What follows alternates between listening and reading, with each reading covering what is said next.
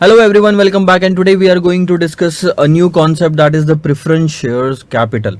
Now हम जो पूरा चैप्टर देख रहे हैं उसमें कॉस्ट ऑफ कैपिटल की चीज़ें देख रहे हैं, और कॉस्ट ऑफ कैपिटल में मैंने आपको 3 से 4 चीज़ें बताई थी जो हमने देखना है। ये जो डायग्राम है ये याद रखना। कॉस्ट ऑफ कैपिटल में हमने क्या क्या देखना है सर? कॉस्ट ऑफ कैपिटल में हम ये वाला पार्ट कंप्लीट कर चुके हैं, cost of long term debt. ये लॉन्ग टर्म डेट दो तरह के होते हैं, रिडीमेबल डेट और इरिडीमेबल डेट, और दोनों के फॉर्मूलेज मैं आपको बता चुका हूँ। इसके अलावा भी प्रेजेंट वैल्यू मेथड, अमोर्टाइजेशन, ये हम देख चुके हैं। अब मैं बात करता हूँ sir cost of preference share capital. Debt एक तरीका है कंपनी में पैसा जोड़ने का ताकि हम इन्वेस्टमेंट कर सके मार्केट में, और प्रेफरेंस शेयर कैपिटल भी एक तरीका है पैसा कंपनी में लाना का। अब प्रेफरेंस शेयर कैपिटल एक तरह का इंस्ट्रूमेंट है जिसमें प्रेफरेंस शेयर्स कंपनी मार्केट में बांटती है, या पेपर फॉर्म में होता है ये, अभी तो इलेक्ट्रॉनिक फॉर्म में होगा। तो एक तरह से जो भी प्रेफरेंस शेयर कैपिटल खरीदेगा उसको कंपनी की उतने हिस्से तक वो इंस्ट्रूमेंट में हिस्सेदारी मिलेगी। अब मान लो किसी बंदे ने प्रेफरेंस शेयर कैपिटल खरीदा होगा, तो सामने वाला बंदा जब इन्वेस्ट कर रहा है हमारी कंपनी में प्रेफरेंस शेयर कैपिटल खरीद के, तो उसको कुछ ना कुछ रिटर्न चाहिए होगा। फ्री में तो कोई इन्वेस्टमेंट करेगा नहीं, तो वो रिटर्न जो उसको जाता है उसको कहते हैं प्रेफरेंस डिविडेंड। जैसे डेट के केस में इंटरेस्ट दिया जाता है, उसने डेट खरीदा, डिबेंचर्स खरीदे मेरे कंपनी के, तो मैं उसे इंटरेस्ट दूंगा एज एन इनकम, और इसको जो प्रेफरेंस शेयर कैपिटल खरीदा उसको प्रेफरेंस डिविडेंड दिया जाता है। So this is what the difference is. So preference dividend इनको दिया जाएगा, प्रेफरेंस शेयर्स वालों को। ठीक है, कुछ बातें हैं हम कंप्लीट करते हैं, आगे ध्यान देंगे आप।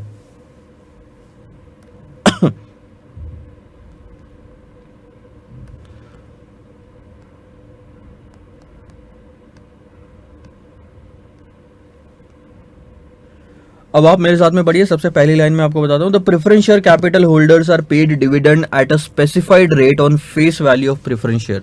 जैसे डिबेंचर में भी फेस वैल्यू होती है, वैसे प्रेफरेंस शेयर में भी फेस वैल्यू होती है, और उन पे फेस वैल्यू पे प्रेफरेंस डिविडेंड दिया जाता है। जैसे मैं बोलता हूँ कि 10% लॉन्ग टर्म डेट है, वैसे ही 10% प्रेफरेंस शेयर्स बोलूँ तो वो 10% जो है फेस वैल्यू पे लगेगा, जो अमाउंट आएगी प्रेफरेंस डिविडेंड की और जो बांटी जाएगी। उसके बाद payment of dividend to the preference share holders, ध्यान देंगे, payment of dividend to the preference share holders is not mandatory. अब ये एक डिफरेंस है डिबेंचर्स में और प्रेफरेंस में। डिबेंचर में इंटरेस्ट देना कंपलसरी है, लेकिन डिविडेंड के केस में, प्रेफरेंस शेयर्स के केस में प्रेफरेंस डिविडेंड देना कंपलसरी नहीं है। लेकिन बट से कहानी बदलती है। इक्विटी शेयर होल्डर को अगर आप डिविडेंड दे रहे हो तो उसके पहले प्रेफरेंस वालों को डिविडेंड देना जरूरी है, इसीलिए उसका नाम पड़ता है प्रेफरेंस शेयर। प्रिफर करना मतलब किसी और के बजाय पहले इनको प्रिफर किया जाता है, पहले इनको दी जाती है वो चीज। सो डेट, अब ये 3 हिस्सा मान लो आप, इक्विटी, डिबेंचर और इक्विटी, प्रेफरेंस शेयर और डिबेंचर। सबसे नीचे कौन है? डिबेंचर, इनको कंपलसरी है इंटरेस्ट देना। उसके बाद आते हैं प्रेफरेंस, तो इनको देना पड़ेगा प्रेफरेंस शेयर्स, प्रेफरेंस डिविडेंड। ऐसा कभी नहीं हो सकता कि आप इक्विटी दे रहे हो डिविडेंड, इक्विटी वालों को डिविडेंड दे रहे हो लेकिन प्रेफरेंस वालों को प्रेफरेंस डिविडेंड नहीं दे रहे हो। सो कंपलसरी नहीं है। इक्विटी वालों को नहीं दिया तो प्रेफरेंस वालों को भी मत दो, चलेगा, लेकिन इक्विटी वालों को दे रहे हो, प्रेफरेंस वालों को नहीं दे रहे हो तो नहीं चलेगा सर, आपको प्रेफरेंस वालों को पहले देना पड़ेगा। आगे, the payment of dividend to the preference share holders are not charged as expense. ये दूसरा डिफरेंस है डिबेंचर्स और प्रेफरेंस शेयर्स का। डिबेंचर्स और प्रेफरेंस शेयर्स का ये दूसरा डिफरेंस है। डिबेंचर में इंटरेस्ट के आगे अपन 1 - टैक्स लगाते थे, क्योंकि वो इंटरेस्ट मैं खर्चे के रूप में प्रॉफिट एंड लॉस अकाउंट में डेबिट कर सकता था, लेकिन खर्चे के रूप में कर सकता था, जिससे मेरा प्रॉफिट कम हो जाता था और मेरा टैक्स की लाइबिलिटी भी कम हो जाती थी। प्रेफरेंस शेयर्स में, प्रेफरेंस डिविडेंड में क्या होता है कि आप प्रेफरेंस डिविडेंड एक्सपेंस के, प्रॉफिट के अगेंस्ट में चार्ज नहीं कर सकते, मतलब आप एज एन एक्सपेंस चार्ज नहीं कर सकते उसको, और उस पर आपको कोई टैक्स बेनिफिट नहीं मिलेगा। इसी लाइन के साथ में एक चीज़ याद रखना कि जो डिबेंचर वाले फॉर्मूले हैं, जो वो जब प्रेफरेंस शेयर्स में आप लगाओगे तो उसमें से 1 - टैक्स जो डिबेंचर में हुआ करता था, रिडीमेबल हो या इरिडीमेबल हो, वो अब प्रेफरेंस शेयर्स वाले फॉर्मूले में नहीं दिखेगा, क्योंकि यहाँ पे कोई टैक्स की सेविंग नहीं हो रही है। तो ये दो डिफरेंस समझ में आ गया आपको डिबेंचर और प्रेफरेंस शेयर में। आगे, hence dividend paid to preference share holders does not reduce the tax liability of the company. ये पहले वाले पॉइंट को ही सपोर्ट करता है। Like the debenture, preference share capital can be categorised as redeemable और इरिडीमेबल। ये सिमिलैरिटी है। डिबेंचर के दो हिस्से होते हैं, रिडीमेबल और इरिडीमेबल। प्रेफरेंस शेयर्स को भी आप दो तरीके से बांटा जा सकता है। प्रेफरेंस शेयर्स कुछ रिडीमेबल हो सकते हैं, प्रेफरेंस शेयर्स इरिडीमेबल भी हो सकते हैं। अब इरिडीमेबल प्रेफरेंस शेयर्स का मतलब क्या है? अगर मैंने आपको इरिडीमेबल प्रेफरेंस शेयर्स दिए हैं और आपने इन्वेस्टमेंट किया है उसमें, इसका मतलब ये प्रिंसिपल की वैल्यू जो आपने मुझे दी है ये आपको वापस कभी नहीं होगी। जन्मों जन्मों तक मैं आपको प्रेफरेंस डिविडेंड देता रहूंगा, क्योंकि मैं आपको प्रिंसिपल वापस नहीं कर रहा हूं, इसका मतलब मैं प्रेफरेंस डिविडेंड भी आपको हमेशा देता रहूंगा। रिडीमेबल प्रेफरेंस शेयर्स क्या होते हैं? रिडीमेबल प्रेफरेंस शेयर्स यानी आज अगर इश्यू किए गए तो एक मेच्योरिटी होती है उसकी, 20 साल, 10 साल, 30 साल, उसके बाद वो खत्म हो जाते हैं और आपको आपका प्रिंसिपल वैल्यू जो फेस वैल्यू है वो वापस दे दिया जाता है। सो रिडीमेबल प्रेफरेंस शेयर्स में एक टाइम लिमिट होती है, इरिडीमेबल प्रेफरेंस शेयर्स में टाइम लिमिट नहीं होती। रिडीमेबल में आप बोल सकते हो मेच्योरिटी होती है, लेकिन इरिडीमेबल में कोई मेच्योरिटी पीरियड नहीं होता। आगे बढ़ते हैं। अब बात आती है सर फॉर्मूले की, तो मैं आपको बहुत ही सिंपल से तरीके से बताता हूँ। ये जो क्वेश्चन नंबर 13 और 14 है ये इसी में आपका कवर हो जाएगा, ठीक है। आओ सर।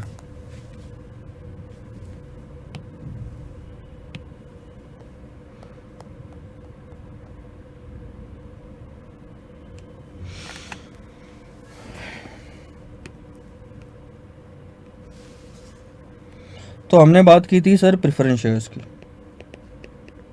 प्रेफरेंस शेयर्स की जो कॉस्ट ऑफ कैपिटल निकालनी है उसको हम केपी के नाम से जानते हैं। जैसे कॉस्ट ऑफ डेट को केडी बोलते थे, वैसे ही केपी।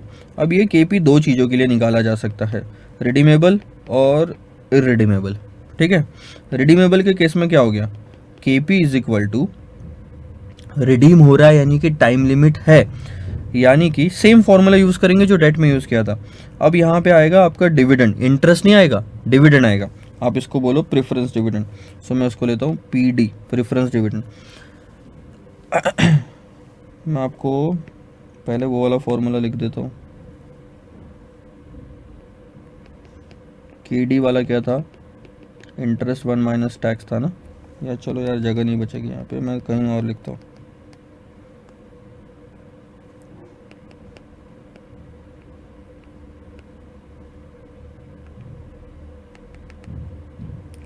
रिडीमेबल के केस में interest 1 minus tax plus redemption value minus net proceeds divided by time लेते थे, और यहाँ पे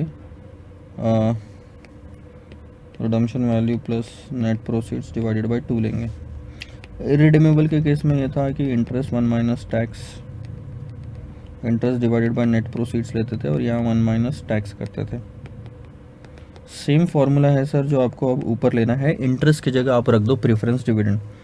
सो और 1 माइनस टैक्स हट जाएगा क्योंकि अब यहाँ पे कोई टैक्स की सेविंग आपको नहीं हो रही है। Preference dividend, redemption value minus net proceeds divided by time, जितना है 5 साल तो 5 साल, 10 साल तो 10 साल, redemption value plus net proceeds divided by 2। Irredeemable है तो आप यहाँ ले लोगे preference dividend divided by net proceeds. 1 minus tax इस केस में नहीं आएगा। अब मैं आपको फिर से याद दिला देता हूँ, मैंने डिबेंचर के केस में भी बोला था और मैं अभी भी बोलता हूँ, इरिडीमेबल कॉस्ट ऑफ डेट जो दिख रहा है आपको, इसमें सर सिर्फ preference dividend divided by net proceeds आ रहा है। सर नीचे नेट प्रोसीड्स तो ठीक है, लेकिन ऊपर में रिडीमेबल के केस में प्रेफरेंस डिविडेंड था और कैपिटल एप्रिसिएशन भी था, redemption value minus net proceeds. नीचे वाले केस में redemption value minus net proceed क्यों नहीं आ रहा? क्योंकि नीचे वाले केस में रिडम्पशन की वैल्यू कोई है ही नहीं। रिडीमेबल जब रिडीम हो ही नहीं रहा, रिडीम कभी हो ही नहीं रहा, मैच्योर कभी हो ही नहीं रहा, इसका मतलब कोई रिडम्पशन वैल्यू ही नहीं है, आपको पैसा वापस दिया ही नहीं जा रहा है वो, तो वो चीज़ कंसिडर करने की क्या ज़रूरत है? कैपिटल एप्रिसिएशन नाम की कोई चीज़ ही नहीं है, पैसा आपको एक बार दे दिया और वापस मिला तो दोनों का डिफरेंस आप निकालोगे ना, कैपिटल एप्रिसिएशन।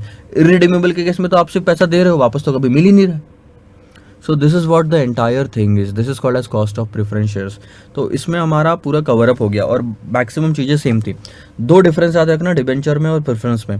एक तो पहली चीज़ ये इंटरेस्ट वाली आती है, ध्यान देना, पहली बात तो इंटरेस्ट की जगह अपना प्रेफरेंस डिविडेंड लेता है, और दूसरा 1 माइनस टैक्स डिबेंचर में अप्लीकेबल है लेकिन उधर अप्लीकेबल नहीं है प्रेफरेंस शेयर्स में, ठीक है, क्योंकि tax saving preference dividend pay नहीं possible. So this is it. अगले वाले लेक्चर में हम इस पे क्वेश्चंस देखते हैं कुछ, और इसको सॉल्व कैसे कॉस्ट ऑफ प्रेफरेंस शेयर्स निकालते हैं ये हम देखेंगे, ठीक है। फिलहाल के लिए आपको आई होप आपको कॉन्सेप्ट समझ में आया हो, नोट डाउन कर लो ये इतनी सारी चीज़ें, उसके बाद में नेक्स्ट लेक्चर में मिलते हैं। Bye bye.